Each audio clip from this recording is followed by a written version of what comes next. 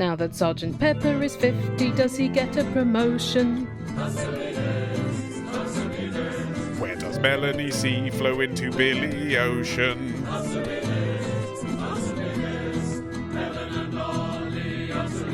Well, so much has happened in the last month or so, it is time to get updated.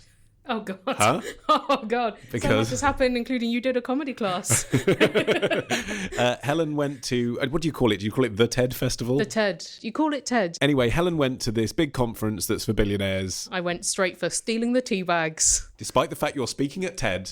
Yeah. You're still someone who steals tea bags. Keeping it real. I don't know how rich I would have to be before I stopped stealing stuff like tea bags. What brand did they have there? It varied. Oh, God, that's fine. So long as it's not Lipton. I mean, do not steal Lipton. International what is the point? hotels. What is that with? What have they done? What cartel have they organised to get Lipton everywhere? What do they have on everybody? It's the least exciting. It's the most generic tea bag. It just doesn't even taste of tea. That's how generic it is. No, but I mean, one of my proudest achievements, Ollie, of the TED week was because I travel quite a lot. I travel with a stash of tea bags I've stolen from hotel breakfast buffets because they're all individually wrapped. You can get a selection. So if someone's coming to visit, they can have a choice of 20 different teas.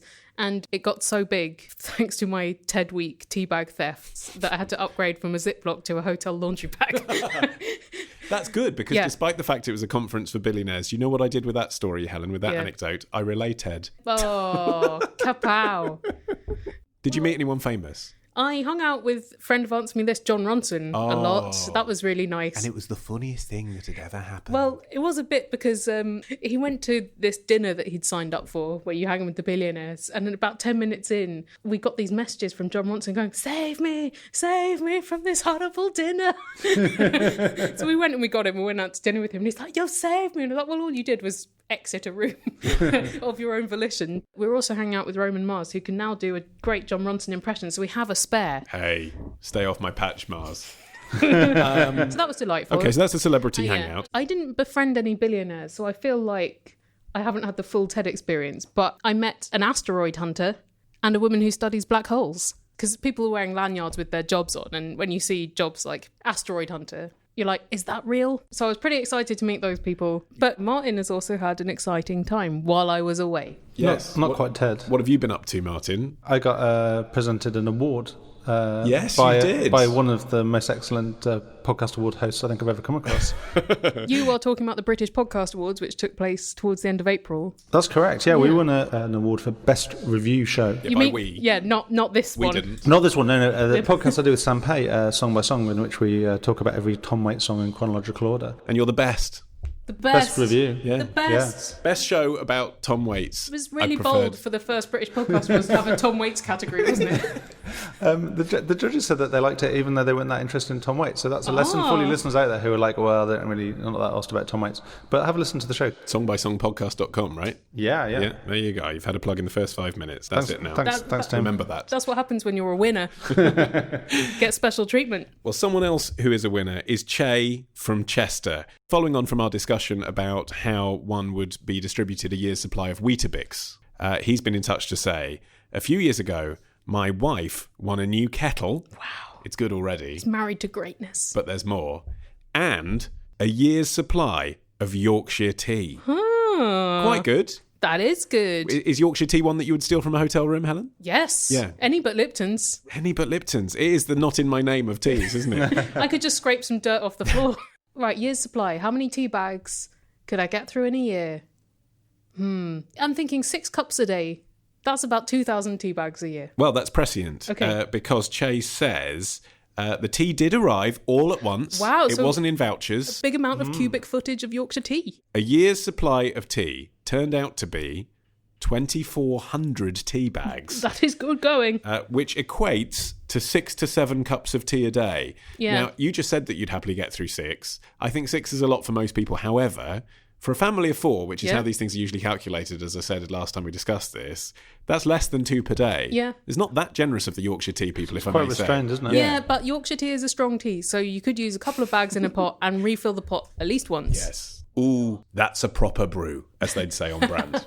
Shay says, we gave a few boxes away, but as my wife is the only one in the household who drinks tea, the remainder still ended up lasting nearly 2 years. Yeah, you double winners. He says, we stored them on top of the wardrobe for months, which made our bedroom feel a bit like a cash and carry. What could be sexier in Absolutely, a marriage? yeah, that's romance. Someone else has been in touch with feedback to Answer Me This, episode 349. Anonymous says, I thought I'd write to you anonymously about the naming of North Greenwich Station. Ah, yes, now this is because I said it should have been called Dome Station. A good idea, I thought. But Well, shoulda, woulda, coulda means you're out of time. shoulda, woulda, coulda means you change your mind. Exactly. Anonymous says, in the run-up to the millennium, I was working at LUL, London Underground Loveliness. It's the company that runs the Underground. And the company gossip at the time was that the government minister Peter Mandelson was trying to persuade LUL to name the station Millennium Dome, as the dome was then called. Yes. But LUL refused, as their policy was that tube stations were names of localities, not tie-ins with here today, gone tomorrow commercial enterprises nearby. Well, that's evidently disprovable by where you used to live, isn't it? Crystal Palace was named after the palace because Good of the point. exhibition. And It's exactly the same. It took a while to stick, though. It was up in Norwood officially for a long time. What, even when the Great Exhibition happened there? Oh, yeah, it was decades after that. It was really? Crystal Palace. Okay. Yeah. So I think it does work because in the run-up to the millennium, most people thought the Millennium Dome was dog shit. Yes. And it's only after it stopped being the Millennium Dome and started being a venue that people warmed to it. Yes, and actually now it would be difficult because it's actually called the O2. You can't name it after a sponsor. You could still call it the Dome. It's still a It dome. should, as I maintain, the station should be called Dome. One day, Ollie man. Well, that said, I suppose Waterloo isn't called Festival Hall, but to be fair, Waterloo had some pretty good brand name recognition already. Waterloo Station has a number of landmarks around it, so I don't think singling one out works there. Whereas But I'm in North talking Greenwich, about national exhibition. So Crystal Right. Palace, Festival Hall, Oh, I Millennium see. Dome. Oh, yeah. well, then it could happen. You just have to wait. Yes, just have. Well, but I have to wait for the Festival Hall first, which is Yeah. still another 50 years away. Yeah. And then eventually, when we're all dead, it'll be called Millennium Dome. Great. Adam in Yorkshire has been in touch because he's bought a book. Congratulations, Adam. Well done, Adam. Like a real book or an e-book? Like a real book. He did buy it off eBay, though.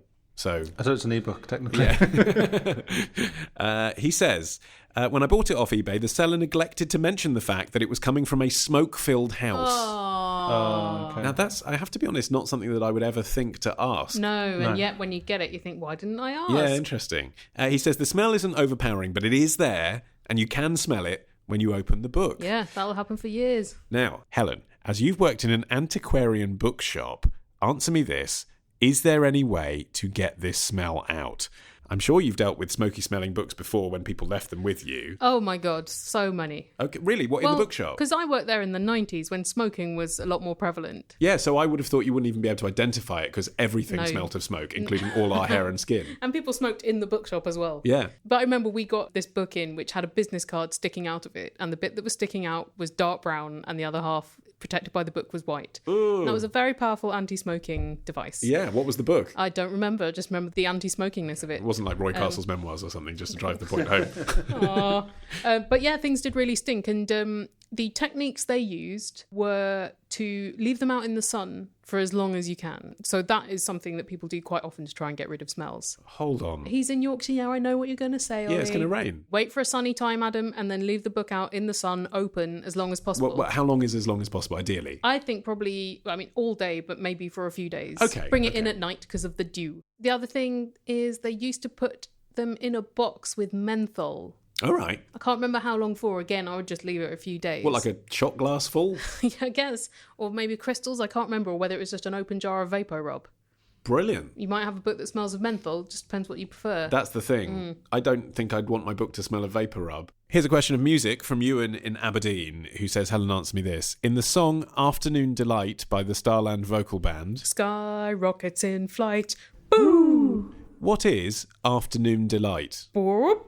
Burning in the day. Yeah, I mean, it's not even a subtle analogy. It's not subtle. There's a whole minor plot in Series 2 of Glee where the Celibacy Club misinterprets this song as being about dessert. Confession, I'd, as far as I was aware, never heard this song before, and then we received this question, and I heard it as if for the first time, and thought it was amazing, so thank you for the question, Ewan. It's a big part of Anchorman. It's also a notable scene in Good Will Hunting. But I've Which seen is where both I those first films, heard it, and you don't I recall. don't remember that being in it. I'd forgotten the Good Will Hunting thing. What happens in But- Good Will Hunting? It's a way that he sings the song to tease one of these therapists he's sort of toying with in the early parts of the film. Oh, does he pretend to be hypnotised and then they know that he isn't because he starts singing Afternoon Delight? Yes. And then the fact that it's in Glee as well, because I must have seen that and I don't remember It's been in The Simpsons. It's referenced a lot. It was a number one in the USA in 1976. And it's the 20th sexiest song of all time, according to Billboard. Yeah, but this is the thing. I bet it wasn't a big hit here. 1976 is before our time. Anyway, I've become aware of it, and thank you, Ewan, but it's clearly about boffing. It's very obviously about that, and there's no other interpretation unless you think it is about rockets, which it isn't. It's about fucking. Rubbing sticks and stones together makes the sparks ignite. That means penis and vagina. Or whatever, whatever Balls. organs. Yeah. And the thought of loving you is getting so exciting. I mean, that's fairly unequivocal, isn't it? Yes, it is, yeah. The Starland Vocal Band are thought of as a one-hit wonder, but the husband and wife team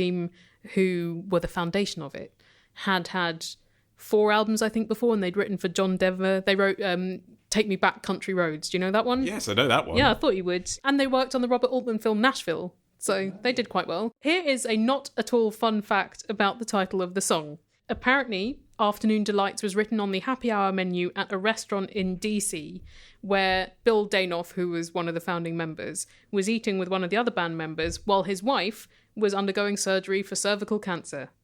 And he looked at that board of Afternoon Delights and thought, that sounds like a song about afternoon sex. Right. Inspiration really is everywhere. But you mention his wife being ill as if that was somehow disrespectful to her, but maybe he was Taffy thinking about, Danoff. he wished that he was having sex with her rather than her being ill. So I listened to it by downloading, accidentally I just meant to get the single, but I downloaded the whole album on Spotify. Oh, wow. How is it? It's great. It's like all harmony, not melody in a way. Like you listen to it, you think this sounds lovely, and then you think about what you've heard and you think, actually, I couldn't hum that tune, but it just sounds nice because of the harmony. Is it like Mamas and the Papas if they had carried on until 1976? Yeah, it's basically Mamas and Papas meet Elton John. And I like those things, so yeah, thanks. Perfect. Well, I'm glad that this album found its way to you. Yeah, and I like afternoon sex. Didn't want to know that. Did Well, not. Who doesn't? I've got a question.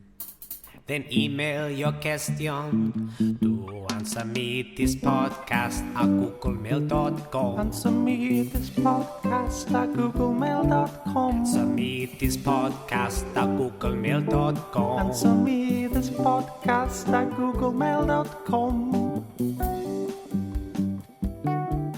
So, retrospectors, what historical events are we ticking off on this week's run of Today in History? On Monday, the anniversary of the day Ozzy Osbourne and a bat came face to face on stage. On Tuesday, we go back to the future with a potted history of the DeLorean.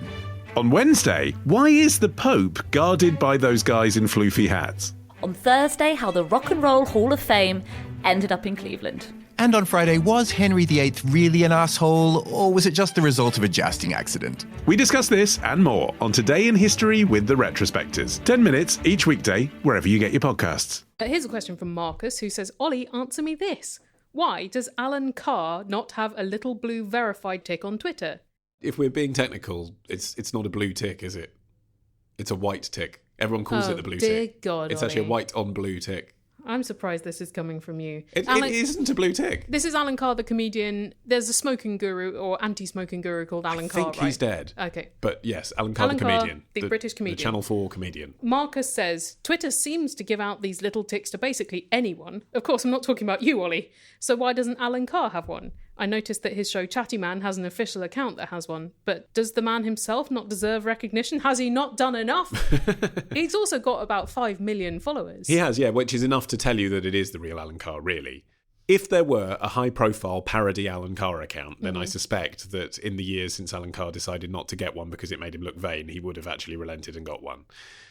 But there isn't. Right. So clearly, by the fact that he has 5 million followers, the official Alan Carr is the official Alan Carr. And by not seeking out a verified tick, he's made himself look a bit more down with the kids and like, hey, I don't need one. That's how I feel, though. I'm like, I could get one, but it's cooler not to have one. Well, I was fuming when I saw that Tom Price had one. Comedian Tom Price. My friend, comedian and actor and radio presenter Tom Price. And occasional appearer in Answer Me This jingles. Yes, who isn't that much more talented than me and isn't that much more good looking than me and isn't that much better on magic than me, but is all of those things. I see. And I didn't realise he was your secret rival, Ollie. he's a contemporary that I keep an eye on. Right. And he has I'm going to call it a blue tick, but it isn't a blue tick, it's a white tick. You don't want to die on this hill. He has a tick on Twitter. And so one day he asked me for some advice on something technical. I can't remember what it was. And I thought, I'm going to seize the opportunity. I texted him back. How did you get your blue tick? Tried to play it cool. That's how you play it cool. He was like, what you do is you follow @verified on Twitter. So that's how you do it. And then there's a link on the @verified account. And yeah, it is true that in the old days, they used to dish them out to high-profile baseball stars or whatever. But now you can request it, and basically, if you work in politics or journalism or the media or anything that can define itself as in the public eye, you can get one. People with a few dozen followers have one now. Yeah. But there's very little danger that they'll be mistaken for Alan Carr. That's right. You do have to fill in a form and explain why you want one. That would be another reason why I would not go forth and get one, because firstly, I want to be above it all, and secondly, I hate form filling. Well, I put because I'm a radio presenter and it would satisfy my ego. But 3 days later, I had my blue tick. Did you feel better than Tom Price? No, I want to talk you through what happens when you get your blue tick, because it surprised me. Did you feel better than Tom Price? No, I felt on the same level as Tom Price, which was the goal. And then he leveled up by having another baby, and you're like, damn you, Tom Price. Always one step ahead. But you don't get an email saying, congratulations, you've been verified. It just happens. Oh. But you get notified because suddenly you notice that celebrities start following you. And I hadn't been prepared for that because I really just wanted it for my ego and to compete with Tom Price. Right. I didn't think that I would actually, suddenly end up attracting any more followers or anything. But a whole range of things happen. The app you use to access Twitter changes. At the bottom, instead of having @ which is where you can see your notifications, and messages, which is where you can see your DM, and home, which is where you can see your feed, there's also a tab that says verified. And that only happens when you're verified. And what it means is it filters out only mentions of you by other verified people. So obviously it's completely useless for me because not that many verified people are talking about me. But I guess the idea is if you're Adele, you can see what Chris Martin said about you, but you don't have to see the 1,000 fuckers that retweeted it. That's the idea, I guess. It makes you feel like you're in a privileged club suddenly. You're in the Groucho. Yeah, exactly. And yet you're not Keith Allen. But this is it. So the way I found out that I'd been verified is within 2 minutes, David Walliams and Gordon Ramsay both started following me. And at first I was excited because I thought, wow, David Walliams. I was a massive fan of David Walliams sort of when we were at university. Yeah. I still like him. Rock Profile. I was a huge fan of Rock Profile and the first series of Little Britain. And I was like, oh my God, this is so exciting. David Walliams is following me. He knows who I am. I've achieved something. And then I realised, oh no, it's just an algorithm, isn't it? Oh. Like he's personally, with his thumb, clicked on my face. But that's because his special privileged Groucho Club version of the Twitter app has recommended me as someone to follow. It's probably not, maybe he vaguely knows who I am, but it's not because he sought me out. And then suddenly all these celebrities started following me. And I was like, on the one hand, thinking this is against the democratic spirit of Twitter, which was anyone can talk to anyone. But at the same time, you do feel suddenly like you're in this privileged world. And then another thing happened. When you're verified, people start WhatsApp-style conversations with you only between verified people. So a famous pop singer created one of these secret direct messages between loads of famous people, and I was on it as well. Like Matt Ford was on it, and Matt Lucas, and me. And I don't know why I was on it or why he followed me, but there were like 25 of us. And basically he was saying, I've written this article about my mental health. Would you guys like to talk about it on your radio shows or put it out on your newspapers? And people were writing back saying, hey, great article. And I just thought, wow, this is like, obviously, if you want to be on a big chat show, you just DM the host now. You even just put a group together with Graham Norton and Jonathan Ross and say I'm available on Friday. Who wants me? You don't need any of these people working in these offices anymore. It sounds like these are functions that I don't particularly want, so I'm going to carry on not having a tick for a while. Well, they're functions that make me feel a bit uncomfortable. Yeah. Now I've got them, but I've got them now. So they're not like. But it's your interesting, real isn't it? No friends. one ever talks about that. I didn't know that. I didn't know there were secret cabals of famous people talking. Do you think to you each get blocked now that you've told the I've Illuminati lifted the secrets to curtain. the populace? Do you think that's why Alan Carr doesn't have the tick? Because he doesn't want loads of people going, Alan, can I come on your show? Alan, I want to be on Chatty Man. Alan. Quite possibly, yeah. because, if I'm getting that, then isn't it weird to imagine getting harassed by celebrities? But I imagine that's what it's like. Yeah, if you run a popular chat show, then that is exactly what's going to happen, isn't it? And it's awkward on a one-on-one basis personally to say, oh, it's not my decision, talk to my producer. Yeah. So I suspect that might be the reason. All right, but, Marcus, happy to speculate that that's the reason. Well, we don't need to speculate because people have tweeted him to ask, why haven't you done it? Okay. And he's basically responded, I never will. I don't like the idea of it. So that's why. But he hasn't explained why he doesn't like the idea of it, which is the interesting part of the answer. The implication is because it's unnecessary and tasteless and I'm famous enough without it. It's a two-lane Twitter. Yeah. Well, now it's time for our intermission. Let's take a little break. Today, with Wimbledon coming up this month, how about a little snippet of the Answer Me This Sports Day? Yes, this is one of our 5 Top 20 albums. Top 20 comedy albums, yeah. So this is an hour of us talking just about sport. They said it couldn't be done, but we did. And we were pleasantly surprised by how it turned out. And like all of our classic content, you can buy it from iTunes and Amazon or answermethisstore.com. Okay, here's a question from Anna from Wanganui in New Zealand, who says, it seems as if the ancient Greek Olympians were all naked. So Helen, answer me this. Is this true, or is it just an artist's impression? It's obviously an artist's impression. I mean, come on. Yep. Well, so if you look at all the statues in the British Museum, you can deduce that all Greeks had chipped penises as well. I mean, surely if there were naked athletes, they weren't all naked. It's symbolic. Nope. Because there are also written records of it. To be naked doing sport was somewhat of an offering to the gods, like an aesthetic offering to them. So that was one of the reasons why they were both represented as naked and they did compete naked. It's a practical thing as well. Greece is hot, and if you're doing hot activities like sport and your clothes are made of kind of rough, woven fabrics that don't really fasten on you, it's not that practical to wear them. Isn't it a bit impractical to have your penis flapping around there, especially something like shot put where it's sort of angular momentum based? Yeah, well, I would think so. Throw off your centre of gravity. Listeners, please call up and leave us questions in your voice. You can Skype Answer Me This or you can dial the following number. 02081235877. And let's see who has done that today. It's Eddie from Hull here. I'm watching the Eurovision Song Contest right now. Answer me this. How close have we ever come to having an international song contest? There have been a few attempts and some of them have really happened. World Idol happened, didn't it? World Idol? It was a spin-off of when Pop Idol was at its peak. Although bizarrely American Idol wasn't yet. They did a version of Pop Idol, but with countries from all over the world, including America, Canada. Norway won, if I recall. So that was the closest that I would say. It was basically Eurovision, but including North Americans. Okay, I've got a few for you. There is the ABU Song Festival that happens at the moment. It's run by the Asia Pacific Broadcasting Union. Mm-hmm. So any country that has a full or additional full ABU membership, which is dozens of countries, can submit a song to be performed in front of a live audience. So that is basically like Asia, Australasia, but a few other countries dotted around. Like a lot of countries really are affiliated with the ABU. But does Britain enter that? Britain, I don't believe, can enter that. Doesn't matter, we wouldn't win. But the competition part happens on the radio and judges determine the top 5. And then the TV part is non-competitive. It's just a showcase, really. That's better for actually choosing a song people like, isn't it? Probably, yeah. But I think the best global-style Eurovision thing was the Intervision Song Contest, which was kind of set up by Eastern Bloc states in 1977 because they couldn't be in Eurovision. Right. And so it was them and the Shanghai Cooperation Organization. So it's basically Eastern Bloc countries and then other communist countries from around the world like China and Cuba. Oh, wow. Yeah.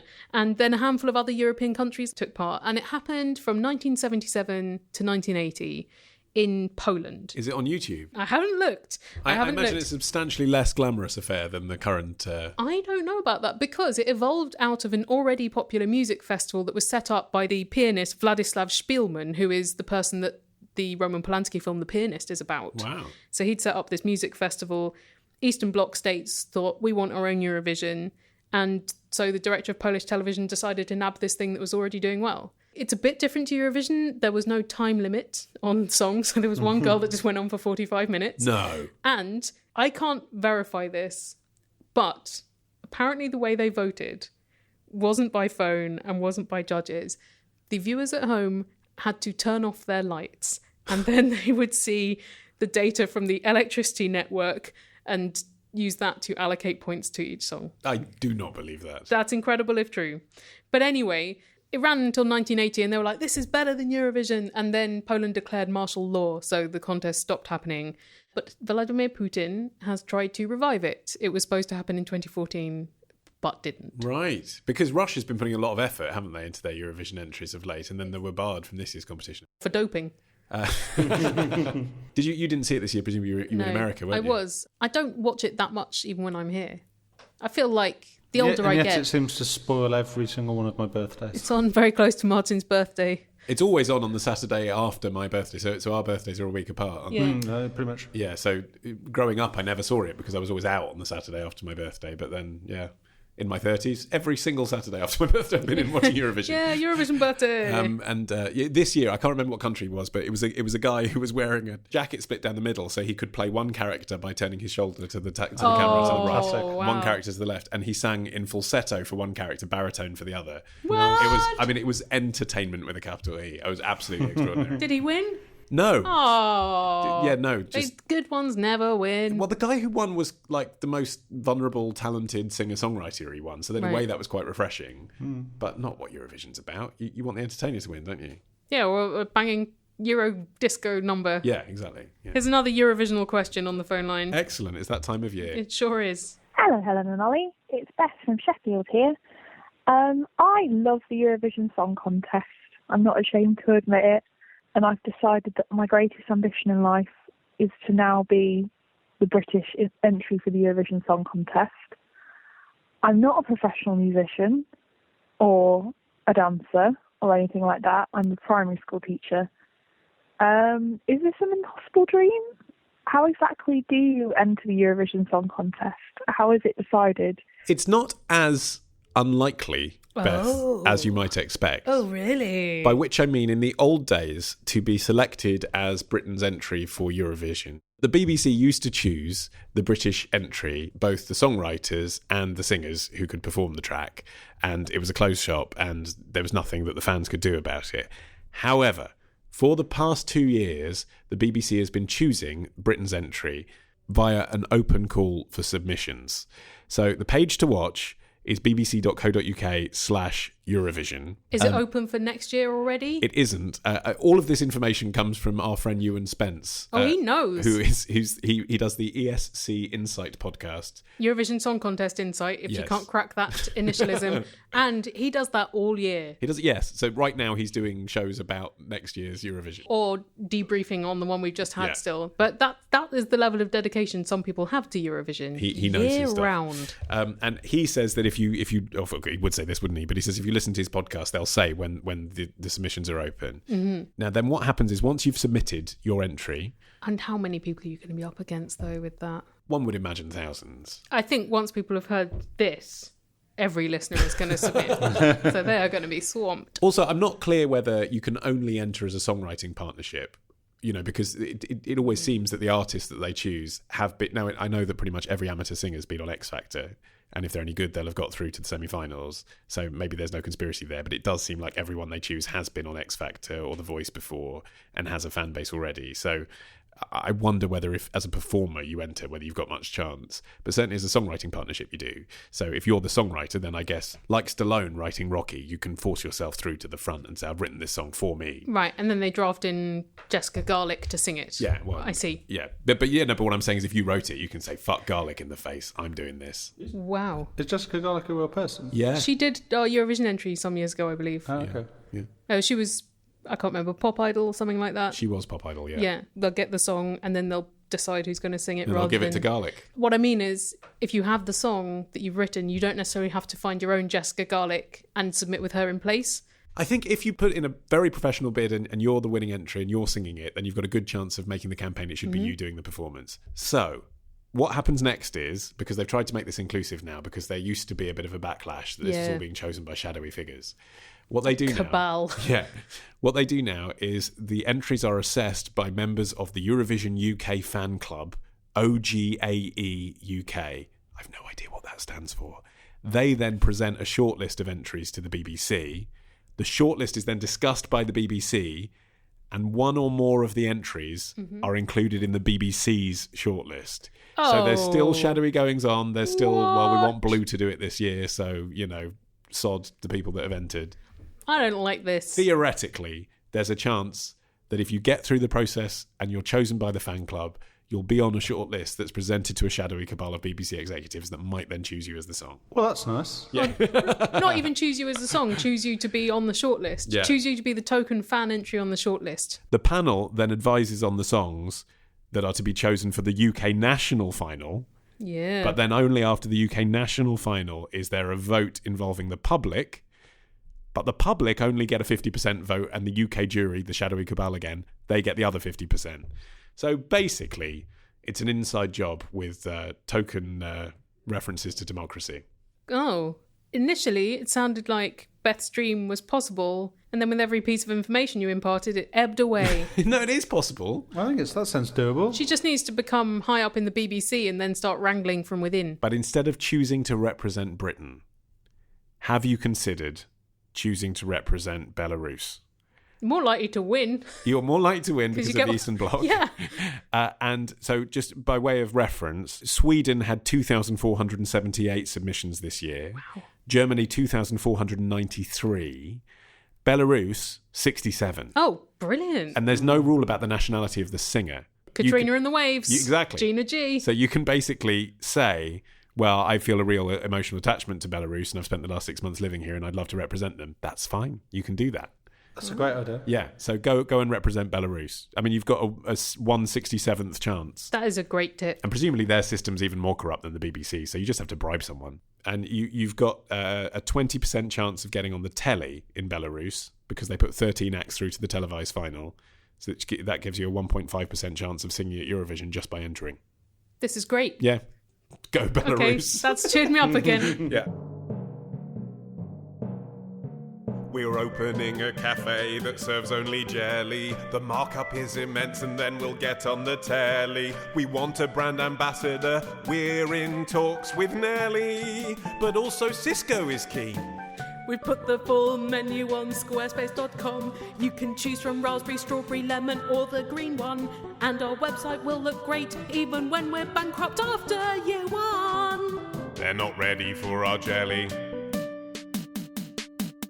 Thank you very much to Squarespace for sponsoring this episode of Answer Me This. And I was very excited to receive the following email from listener Anna. She says, recently I was feeling down and did not want to spend time listening to my own thoughts, so I filled my head with yours instead. Yeah. I usually listen to this podcast. And I was reminded of Squarespace. After years of procrastination, I finally sat down and made myself the artist website I've always dreamed of having. She's the artist, by the way. Yeah.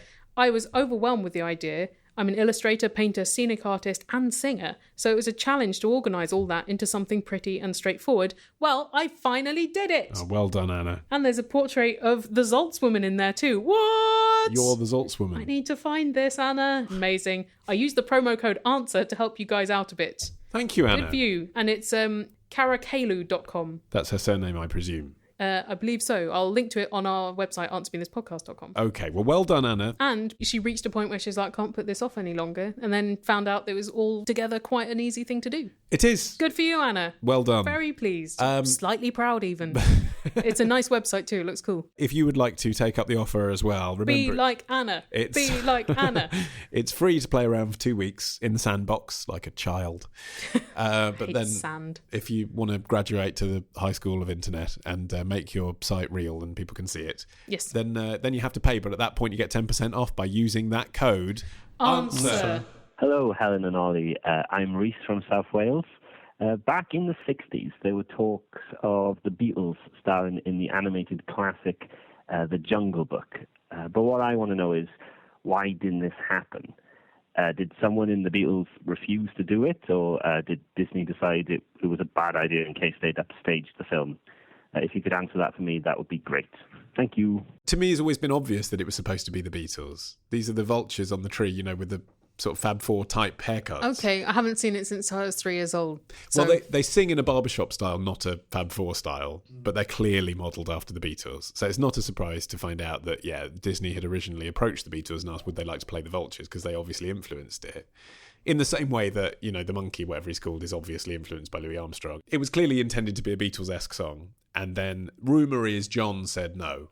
Aww. I don't know what the others said, but it doesn't surprise me that either, does it, that John took himself a bit seriously? Didn't the Jungle Book kind of hit at a point where the Beatles weren't even getting on that well anyway, so maybe they didn't really want to have to do the job together? Well, I think actually more to the point, it hit at a point where they were established themselves as more of a sort of arty studio band, It's didn't it? Yoko's fault again. So I think it's just pre-Yoko, but, you know, Sgt. Pepper, Revolver, all of that, and moving away from the boy band image. So I wonder if that's their thinking. They've just decided to not tour anymore and not have screaming girls throwing themselves at them and not be a pop band, but to be, you know, a rock and roll, the first ever rock and roll art band, basically.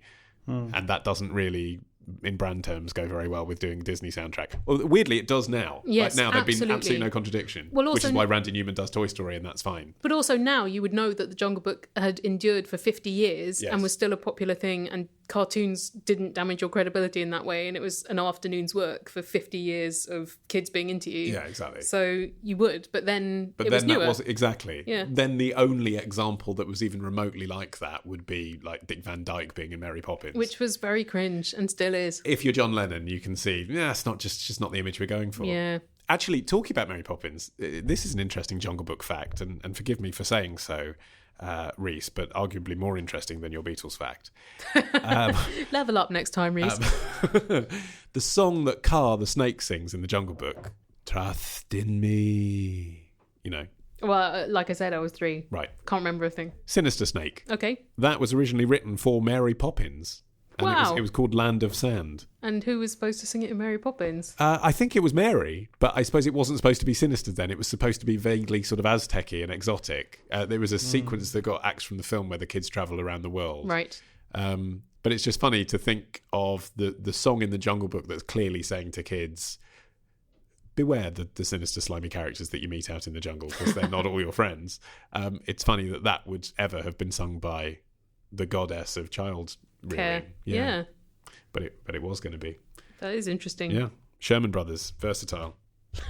Apparently, Jon Favreau asked the remaining Beatles whether they would like to be in the remake, but I think they wisely said, no, that ship's sailed. Yeah. Also, with just 2 of them, it might just be too sad, remembering there were 4 of them and now there are only 2. And it doesn't feel like Ringo and Paul get on, does it? I thought you were going to say it doesn't feel like they need the money. Also that. Oh, Ringo might. I think the truth is, again, I mean, it wouldn't surprise me if now it was Paul that said no. Ringo would say yes to that, wouldn't he? I mean, Ringo plays any gig that you'll pay him enough to do. Did Thomas Tank Engine? Hasn't he stopped doing autographs? Yeah, that was a whole. Yeah, that was a whole thing. It was a whole thing, and I think for that reason he's probably going out of his way to not be a dick. He handled it in a very graceless way. Yeah. But he did do The Simpsons, so maybe he has a taste for voicing animated characters. And this is the thing, I mean, now, and Paul's done The Simpsons too, hasn't he, actually, Right. with Linda? But not together. Now it's with become Ringo. absolutely just part of the cultural conversation that anyone with a serious career, doesn't matter if you're a philosopher, would, of course, you'd do animated stuff because that's fun. But have the remaining Beatles done anything together since the re-releases in the late 90s when they did Free as a Bird and all of that? I don't know if they've done anything recently, but I know that since the anthology they have, yeah, because they worked with Cirque du Soleil on the Vegas show, didn't they? Right, And okay. I know, I weirdly sat next to one of the technicians from Cirque du Soleil on an aeroplane from Vegas to Nashville, and he told me that he'd met the Beatles, and that was in, 2009? So yeah, they'd both gone and been part of the creative process. Well, you would be, wouldn't you? But they haven't been public-facingly together. I think they were both on the red carpet on the opening night. Yeah, but what I mean is they haven't done a piece of work that is public-facing. They were all, consulting on work they'd previously done with the Beatles' Cirque du Soleil show, but they haven't put out a new thing with the 2 of them. Them doing something new together, it would really have to be the right thing. Because it would be such a big deal. It's been 20 years. Yes, it would. There's so much emotional weight to it. I just don't think they would spaff it on Jon Favreau's Jungle Book. I see what you mean. Another Jungle Book fact. Great. Apparently, Rudyard Kipling's daughter was furious that in the Disney version they pronounced the name of the boy Mowgli, because her father used to say Mowgli. Yeah, but the thing is, you put art out in the world, you don't get to control it anymore. Hear, hear.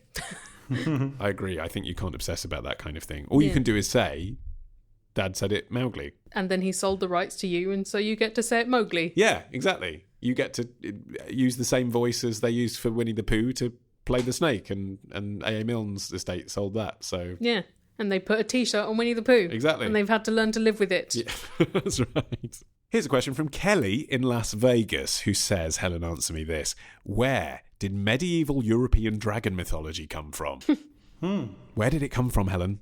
It's not like they had crocodiles or such to confuse for them. No, but they had things like lizards and snakes and large sea beasts and fossils and worms. Yeah. Dragon mythology is very common in cultures around the world. It's in Chinese culture a lot, isn't it? It's in Chinese culture a lot, but it's in a lot of cultures. And then the dragons weren't necessarily huge and fire-breathing and flying until quite late on, I think until medieval. But there were still dragons that were like scary fish or scary snakes or scary worms. And so, in answer, where did it come from?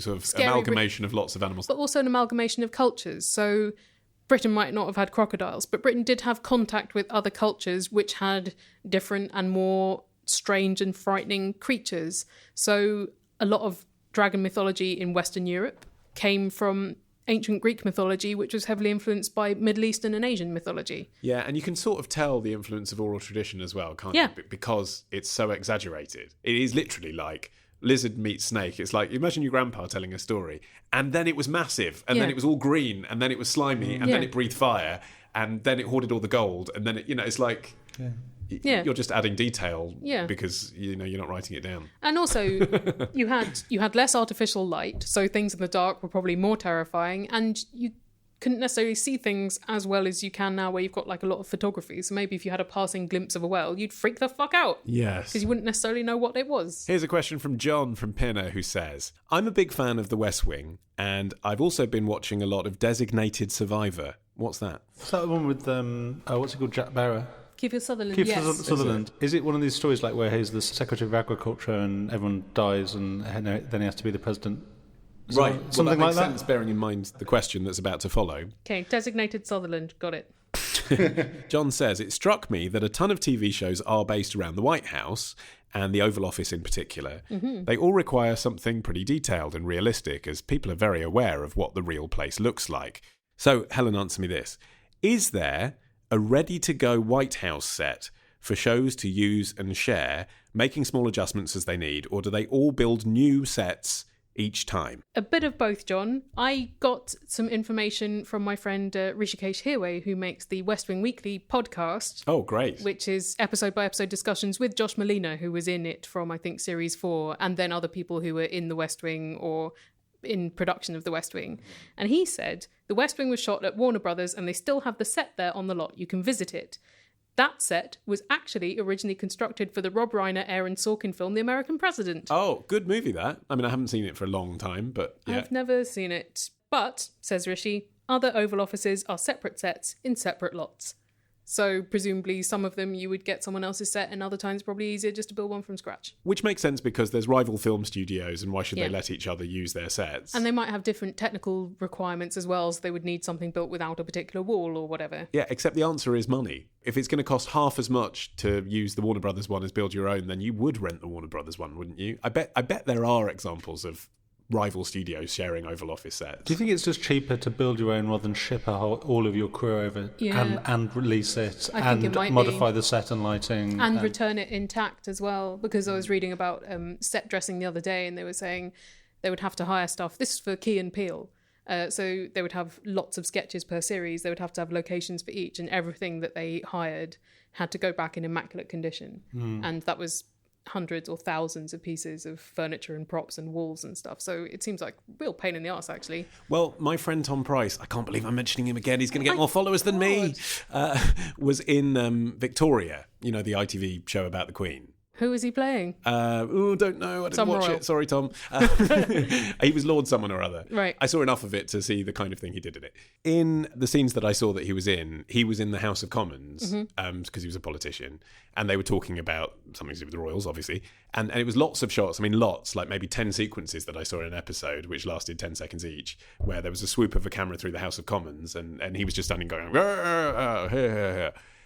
And so I thought that's interesting because they filmed in what looks like the House of Commons. So I asked him, was that the House of Commons that they filmed in, or is there? Basically, I asked this question about the House of Commons. Is there a permanent House of Commons set somewhere? Exactly. They film Prime Minister's questions on it. Yeah. And the answer was that they filmed that apparently in York Library. What? And they had built for Victoria a version of the palace because they knew that obviously they'd use the palace set a lot. but it wasn't worth their time building a House of Commons set because it was only going to be in the first series. So they just recreated it in York Library. And that blew my mind because I thought, same thing, there are so many sequences set in the House of Commons. Why isn't there a House of Commons set? So I looked into it, and when they made the Iron Lady, because that was a Hollywood budget, they did build a really decent House of Commons set. In Britain or in Hollywood? At Wimbledon Studios. Oh. Wow. And after that, they did, for a few times, hire it out to other productions. Because that was a film, I guess, so there was no rivalry there. It was just an empty set. I suppose, though, different studios might be like, no, build your own. Yeah, well, I suppose, exactly, yeah. But anyway, so the one at Wimbledon did get used a few times. I can't remember for what. But they then tried to auction it off, and no one bought it.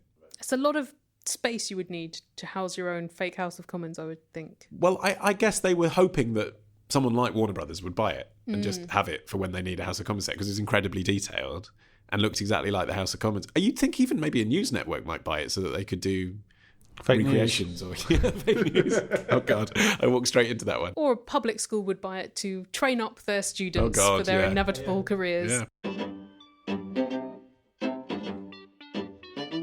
After my commute, when I find the time, I can always send a question to the question line. Inquiries are wanted as all part of the plan. A la Helen or Holly or Martin the Stone Man. Answer me this podcast.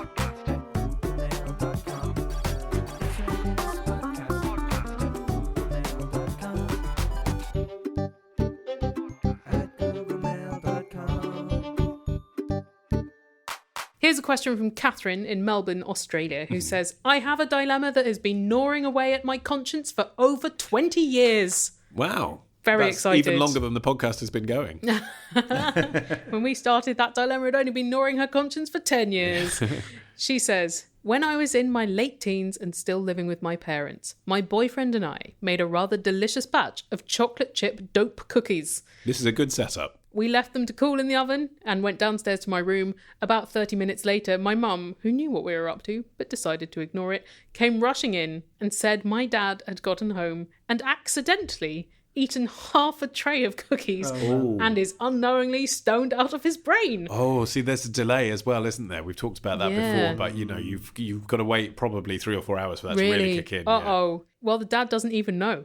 Catherine says, we thought it served him right for being a pig and eating cookies straight out of the oven. Sort of served him right. Sort of. Full-on paranoid delusion maybe didn't serve him right for eating a baked good. When we went back upstairs, my dad was walking around in circles in the kitchen, hopelessly trying to make a cup of tea.